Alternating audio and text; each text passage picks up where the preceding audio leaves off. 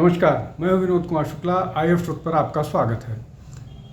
झारखंड में चुनाव की घोषणा हो चुकी है और चुनाव वहाँ जोर शोर पर चल रहे हैं। टिकटों की भी घोषणा लगभग सारे राजनीतिक दलों ने कर दिया है। लेकिन वहाँ पर चुनाव में एक जो महत्वपूर्ण बात है वो है आसाम के मुख्यमंत्री का वहाँ पर डेरा डाल के बैठना पूरी चुनाव में। और जो वहाँ पर वो बैठ कर के चुनाव का न केवल देख रेख कर रहे हैं बल्कि उन्होंने एक मुहिम चला रखी है बांग्लादेशी घुसपैठियों के खिलाफ। झारखंड को कैसे निजात दिलाना है, अगर ऐसा नहीं हुआ तो झारखंड बांग्लादेश मिनी बांग्लादेश बन जाएगा, इस तरह की बात वो कर रहे हैं।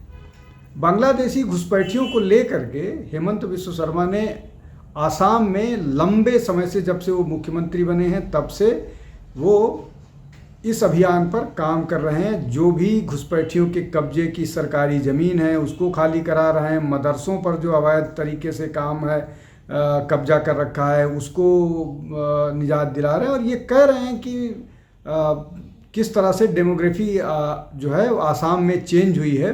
और उसी का उदाहरण देते हुए वो ये कह रहे हैं कि जो प्रक्रिया या जिस प्रक्रिया के तहत आसाम की डेमोग्राफी बदल दी गई पिछले कुछ समय में, कुछ डिकेड्स में, कि अब वहाँ पर धीरे धीरे जो है अगर उस पर रोकथाम नहीं की गई तो हिंदू वहाँ पर माइनॉरिटी हो जाएगा। वही बात वो झारखंड के लिए कह रहे हैं।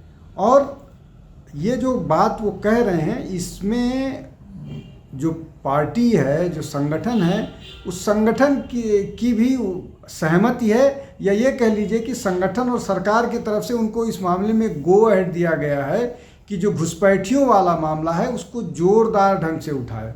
निशिकांत दुबे ने न केवल पार्लियामेंट में ये बात उठाई थी, जो वहाँ गोड्डा से सांसद हैं, बल्कि और जगह पर भी वो लगातार इस तरह की बात करते रहते हैं और बताते रहते हैं कि किस तरह से ट्राइबल एरियाज़ में बांग्लादेशियों ने गांव का गांव कब्जा कर लिया है। और इस मामले में जो झारखंड का आदिवासी नेतृत्व है, विशेष रूप से जो झारखंड मुक्ति मोर्चा है वो, और कांग्रेस तो अपीजमेंट की राजनीति करती है, तो उनसे इस तरह की कोई उम्मीद ही नहीं की जा सकती कि वो बांग्लादेश घुसपैठियों के खिलाफ कुछ बोलेंगे, कुछ बात कहेंगे। लेकिन ये हो रहा है और इस मामले को बहुत ज़ोरदार ढंग से और बहुत तेज़ी के साथ हेमंत बिस्व शर्मा उठा रहे हैं। अभी 2 दिन पहले उन्होंने ये बात कही थी कि अगर झारखंड में घुसपैठियों का आना रोका नहीं गया, गांव में उनका जिस तरह से फैलाव है उस पर रोका नहीं गया, तो ये बड़ी समस्या होने वाली है और वो मिनी बांग्लादेश में धीरे धीरे बदल रहा है। उन्होंने 1-2 जिलों का उदाहरण दिया जहाँ पर जो ट्राइबल पॉपुलेशन है वो ज़्यादा हुआ करती थी और अब ट्राइबल पॉपुलेशन से मुसलमानों की जनसंख्या ज़्यादा हो रही है। ये स्पेसिफिक इंफॉर्मेशन और डाटा के साथ ये बात कर रहे हैं। ये जो बात कह रहे हैं डाटा के साथ, वो उनके पास उसका रिकॉर्ड है किस तरह से वहाँ जो ट्राइबल्स हैं, आदिवासी हैं, दलित हैं, उनके जो ज़मीनों पर मुसलमान कब्जा कर रहे हैं, इसको लेकर के बाकायदा उनके पास सूचनाएं हैं, डाटा है। और उस डाटा के आधार पर बताते हैं कि किस तरह से धीरे धीरे गांव का गांव मुसलमानों के कब्जे में जाता जा रहा है। और अगर ऐसा ही चलता रहा तो झारखंड की स्थिति खराब हो जाएगी। अब अगर आप बांग्लादेशी घुसपैठियों की बात करें तो वो दिल्ली से लेकर के उत्तर प्रदेश, बिहार, राजस्थान, मध्य प्रदेश, तमिलनाडु और केरल तक फैले हुए हैं। और जो सरकारी ज़मीन है या जो जंगल हैं उन पर कब्जा करके बैठ जाते हैं। और जो ये भारतीय लोग हैं इनकी नौकरियां खोजते हैं और बहुत छोटे छोटे काम शुरू करते हैं, चाहे वो दुकानें लगाना शुरू हो या काम करना शुरू हो, ये सारा करके वो भारतीय लोगों को नुकसान पहुंचा रहे हैं।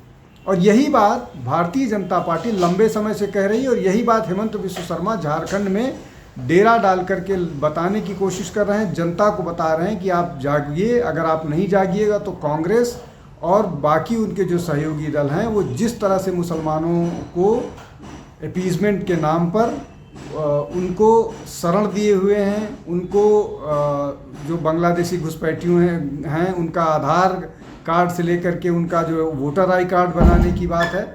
और ये जो बातें हैं ये लगातार इसलिए भी हो रही हैं कि भारतीय जनता पार्टी अब पूरे देश में एनआरसी की बात कर रही है, और एनआरसी उन बॉर्डर वाले इलाकों में बहुत प्रभावी होगा। और अभी सुप्रीम कोर्ट का एक जो जजमेंट आया है, उस जजमेंट में भी ये कहा गया है कि जो भी घुसपैठिए भारत में रह रहे हैं उन घुसपैठियों को भगाया जाना चाहिए, उनको चिन्हित किया जाना चाहिए और चिन्हित करके उनको भगाया जाना चाहिए। सुप्रीम कोर्ट ने जो 1971 वाला मसला बताया कि जो लोग 1971 तक भारत में आ गए हैं उनको भारत की नागरिकता दी जानी चाहिए, उसके अलावा लोगों को नागरिकता नहीं दी जानी चाहिए और बांग्लादेशियों को चिन्हित करना चाहिए।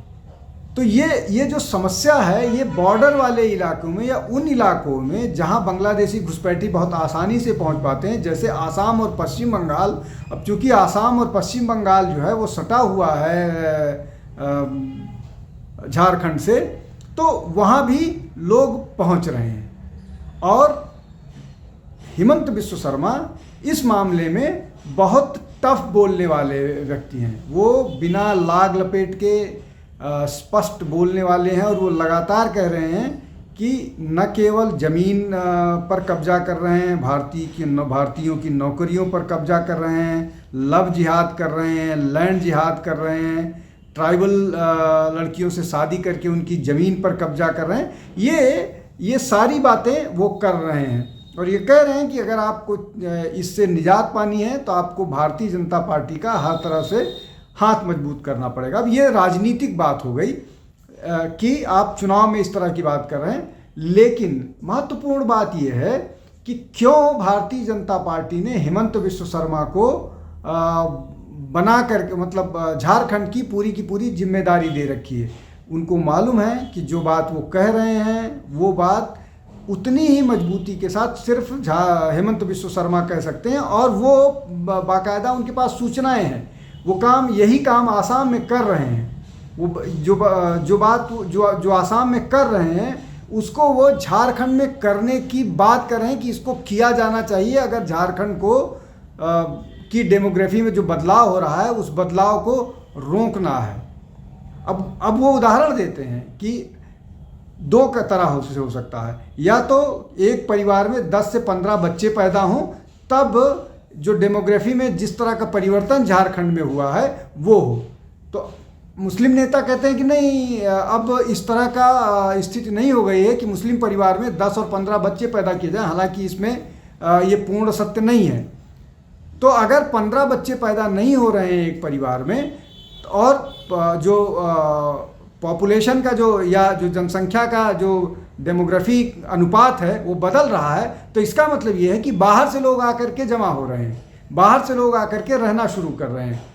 तो यही मसला है कि जो लोग बाहर से आकर के रह रहे हैं, बाहर से आकर के अपना ज़मीनों पर कब्जा कर रहे हैं, चोरी छुपे रह रहे हैं और धीरे धीरे उसको लीगलाइज कर रहे हैं, इसी से मुकाबला करने की बात कर रहे हैं। और मुकाबला भारत में एक ही तरीका है कि हम डेमोक्रेटिकली किसी चीज़ को अपनी बात कहें और चुनाव के माध्यम से अगर आप जीत करके आते हैं तो जिस योजना जिस कार्यक्रम के तहत कोई राजनीतिक दल चुनाव जीत के आता है उस योजना और उस कार्यक्रम को लागू करने का प्रयास करता है।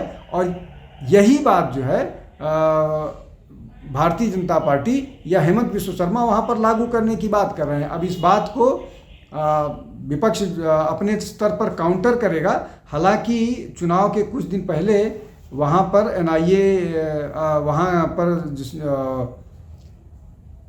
जो झारखंड की सरकार है उसने बहुत सारे रेड डलवाए थे, उसमें बहुत सारे आतंकवादियों से संबंधित लोगों को गिरफ्तार भी किया गया था।